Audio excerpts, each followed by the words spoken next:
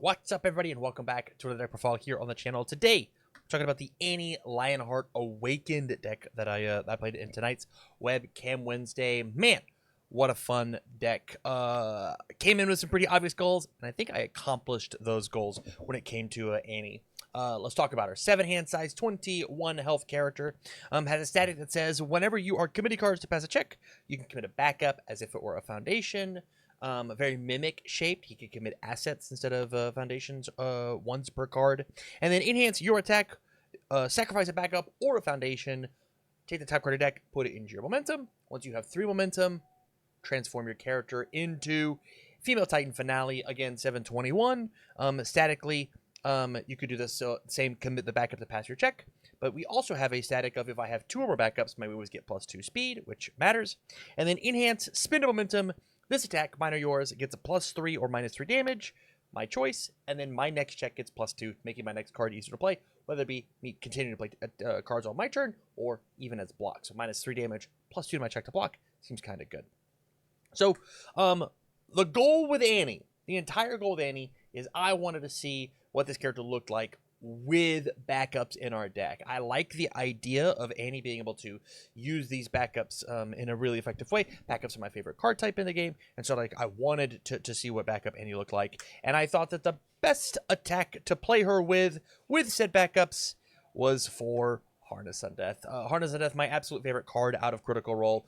It says, after it hits you, I will burn you for the amount of backups in both of our discard piles. I'm going to have a ton because of what Annie is allowed us to do. And the other cool part about this card is it says, at blitz speed, sacrifice a backup, gain Echo. Well, how do we get the momentum from the Echo? Annie just prints it. And so I can take in, sacrifice a backup to give it Echo at the blitz speed, even as my first attack. Sack a foundation, get a momentum, and then play it again. Sometimes this is like even on turn 2, like a 4 low for 7 to like 4 low for 10 that I then just play out twice. Feels very, very, very, very good. Up next, because I don't want to sacrifice the backups, I want to sacrifice foundations, we opted to play 4 copies of Colossus SWAT. The idea of this card is I play it, and then I build in 2 face-down fictitious cards to then use Annie to sacrifice, and then grab the top card of my deck to my momentum. Card feels very good as an opener, feels good on the front side, it feels good once transformed as well. Just a 5 low for 5 that can spend the momentum very well, although I always want to spend it on the Harness Undeath. And because if my rival sees that I'm playing a Harness Undeath deck, this is a 4 low for 4, this being a 5 low for 5, they're just not allowed to interact with this one because this is the one that's actually going to kill them. So this is just basically 5 free damage, even if it's just a poke. From here, the other big kill condition that I have is 4 copies of Jaw Titan's Bite. Feels very good when I'm switched over to the Female Titan Finale. If I've scored myself a bit of momentum, these are not 3 high for 4s, they are 3 high for 7s because of spending the momentum. And then I'm allowed to play these very late in my chain because of the +2 to my check from Annie. So sometimes I play out a couple of attacks and then proceed to start playing Jaw Titan's Bites, and because of the momentum I've built up, I'm still allowed to play a bunch of these, and they get a ton of stats afterwards. The other way to do this is the exact opposite of I open with these Jaw Titan Bites, and then because they give plus stats to the rest of my turn, when I go to play the other cool moves, I then get bonuses, and they get the extra stats as well. Plenty of very cool, opportune ways that you can play with this card and have it be its own kill condition. Up next, one of the main reasons that we're playing under the death symbol is we've got 4 copies of Battle or Release. This is just flip a foundation, draw a card. It's big stats. It's totally okay for us to get the most out of our foundations. I'll flip the foundation with Battle Order and then break that face-down foundation with Annie to then get the momentum. Very good on turn 2. Very good as to say 4 high, sometimes 6 high if we are the Female Titan for 8 damage. Maybe more if we've got Jaw Titans. Up next, I've got double Tri-Gravity Beam.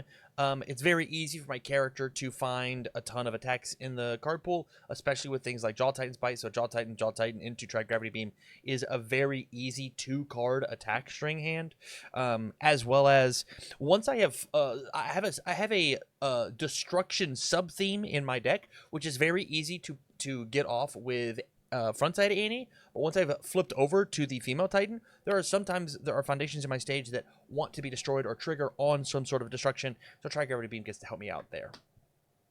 Up next, I'm playing Double Falling Heel Strike, being able to unflip things with Battle or Release, or there are some times that I build random cards off the top of my deck. Being able to unflip those cards or reuse my flip abilities feels very good. Honestly, it's also like a pretty decent low block, which is something that I think the deck is really hurting on. Not a lot of potent lows. And then that's it for the attack count. Again, our goal here is to string out Harness on Deaths and Jaw Titan's Bites, and everything else is trying to help us facilitate that. Man, this deck is super, super fun. But let's talk backups. Very, very quickly becoming my favorite backup in the game. We've got all 10 Jaegerist followers. Looking at the top card of your deck is cheating. And so anytime that I can take in commit, look at the top card of my deck, if I don't like it, mill it, feels very good. And also on defense, once I've stacked up quite a few of these, I am able to take and give some minus stats. If I got all 4 of them, it is then -2. I think I cheated a little bit with this tonight, just because my brain was saying once I had 2, it was -2, but that's just not the case. You have to have 4 to have -2. So inside the VOD, I think I cheat with this a little bit, but I promise I will do better in the future. Confusing card. But either way, this card is super, super good, and I think there's a lot of play still to be had with what Jaegerist followers, specifically with Harness on Death, is allowed to produce. Up next, we've got double Theo Magath. Says that anytime that I spend momentum on my female Titan, it's now +5 or -5, and then 2 to my check. Feels very good. And if I don't have momentum, I can just commit him to pass a check with my character card. So at no point does he ever feel not very useful. Up next, I've got a single Willie Tiber. Again, this card is only really good on the front side. If I need to generate momentum very quickly, I can take and sacrifice a foundation. When it gets sacrificed, I will use Willie, then build the top card of my deck. So I didn't actually lose anything, and then I can use the unflip kick to flip it up, and sometimes I get something neat out of it. It's cool stuff. And then lastly, just one Sean Gilmore. Easily, this could be a second copy of Sean if I really wanted to. But I just liked having the multitude of backups. Maybe there's a world where I play slightly more destruction outlets, so that whenever I transform into the female Titan, I'm actually allowed to destroy my cool cards. From here, actions. We're playing a singular filled with doubt. Probably could have been a 2 of if I really wanted it, if I wanted to stretch it. I think that's acceptable. The other card that I was looking in here is possibly doing military airships, because being able to take and play Harness, echo the Harness, it flips, play a Jaw Titan's Bite, military airship, pick it back up, play it again, or even Harness, echo it, pick up the echoed copy, play it, echo it, so it becomes 3 copies instead of 4, is also like an acceptable line. But those are the actions assets. Card abilities are good, so being able to cancel them is also good. Let's talk foundations. Aggro foundations first. We've got 4 copies of Enormous Axe. Commit for plus X damage, X equals the number of face downs. We do generate quite a few face downs, but I guess this is more of a flow card because its job is on the front side. I crack it to then build the top card of my deck face down, so I did not actually lose a foundation, as I then generate a momentum off of Annie, and so I just 2 for 1, 1 for 2, my own card. Up next, I've got double Nymph's Invitation, especially on the backside. Being able to turn these Jaegerists into look at the top card of my deck and then +3 damage feels very, very solid. helps me get extra stats on, because there are sometimes that when I am finally when I'm uh female titan finale, and I spend all my momentum on defense, I'm sending a bunch of printed damage moves, and Nymph's Invitation says that my moves are no longer printed. Loved this edit 2 of. I don't think you're allowed to play the deck without it. From here, I've got one Frightening Calm. This is Destroy a Foundation for this deck in Stun 1. Never got to play this card onto the board, but the idea here is to have some sort of destruction out when you are flipped. Not a very useful piece whenever you are awakened.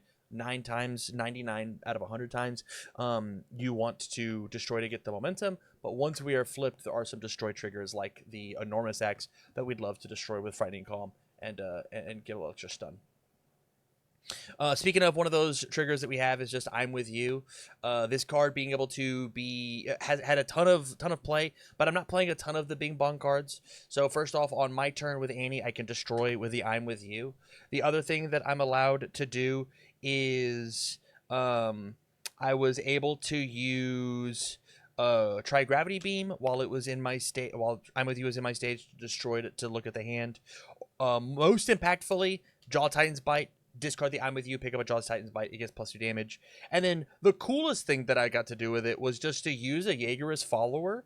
I would commit, look at the top card of my deck, it was an I'm with you, and then I would mill it. When it gets milled, remove it for -2 damage. So this was commit my backup for -2 damage, which felt very, very cool. There was a lot of neat maneuvers to be pressed with the I'm with you. Next, onto the flow cards. Double Marley's Warriors. Honestly, I never got to draw or activate this ability, this form, one time. I just never got it in my stage. This card easily could have been something else. I think the number one thing that I didn't feel like I had a problem with was passing my checks. I probably would cut it down to a 1 of, because there were some games where I had the attacks in my hand, but maybe I didn't have enough gas to go in, and Marley's Warriors might have helped with that, especially like on the front side, commit flip +1 to my check, and he destroy the face down to grab momentum off the top. But man, on the turns that I didn't need it, I was like, I'm super glad I didn't have this. On the turns that I didn't have it, I felt like I was missing it. So maybe it's supposed to be a 3 of, so I can find it more often to go for those kills and then not need it when I don't need it. I'm unsure. I'm unsure what to do with this card. If you go out and you test the deck, let me know in the Discord. From there, I've got 4 Inspiring Song, Enhance, Flip, Mill. My next check or your next check gets +1 or -1, my choice. This is very good at putting backups in the discard pile. This is very good at putting Jaw Titan's Bites in the discard pile. This is very good at making sure that I can string or you stop stringing. Very, very cool card. Up next, double latent skill, just a little bit of hand fixing. I'm already a 7-hander, so I don't feel like I need this a ton. This card also lets me trigger my I'm with yous to get a little bit of extra juice out of it. But all in all, probably a flex slot. Easily could change it if you don't love it. Same thing here with the triple Botons coaching. Opted to run 3 because I had so many Jaegerists in the deck. But just flip, discard a card, redraw a card. Easily could be a different 0 diff if you're not feeling it. Onto the defense, we're playing double copies of Desperate Struggle Response Flip. After the speed of damage is increased, let's put it back to printed. This just helped me stay alive, especially on the backside. I will take and they pump the stats at all, and then I will flip, put it back to printed, then spend momentum with a Female Titan for the -3. That felt very good. In the same vein, we've got a Moment of Normalcy. It's the same idea as a Desperate Struggle, but it is a commit effect, so I'm allowed to use it more than once per game. As long as I survive. Up next, a card that I probably should have been playing 4 of is just Keiko's Aid. Flip after I block a move. Their next difficulty gets +2. It says that I have to be able to survive to get to my next turn, so I can then pop off and then try and go for my own personal kill. Up next, I'm playing 1 Devastating Loss. I feel like this is supposed to be a 1 of in every single list that can possibly play it, as quick backup hate, so I don't have to spend an attack, and more importantly, asset hate. Assets are so strong. They're just so strong. I don't see myself getting away with not playing at least 1 copy of Devastating Loss, nor 1 copy of Filled with Doubt. This little package says, hey, attacks are too good, let me stop it, and then assets and backups are too good, let me stop them as well. And then my last card that we're playing is just copies of Syndicate Target. My low blocks are very, very bad, so having a 0 low block that I can hold and feel great about holding, as well as I'm actively trying to destroy foundations, and so destroying a foundation that is blank feels very good. It's also 0/6. It's just got stats galore. So with that said, that is the Annie Lionheart Harness Undeath deck that I played for this week's Webcam Wednesday. Again, this list was a blast. I really, really thoroughly enjoyed myself playing this. I cannot wait to play more of Harness Undeath and Jaw Titan's Bite in the future. They were a very cool 1-2 little combo of I want to put a bunch of cards in my discard pile for Harness Undeath, and because of that, I get the Jaw Titan's Bite. With that, if you liked the deck, make sure you go and you check out the run that is available over on YouTube. Posted it up yesterday. Would love to get your thoughts and your feedback on it. With that said, thank you much for watching the video, and as always, I wish you well.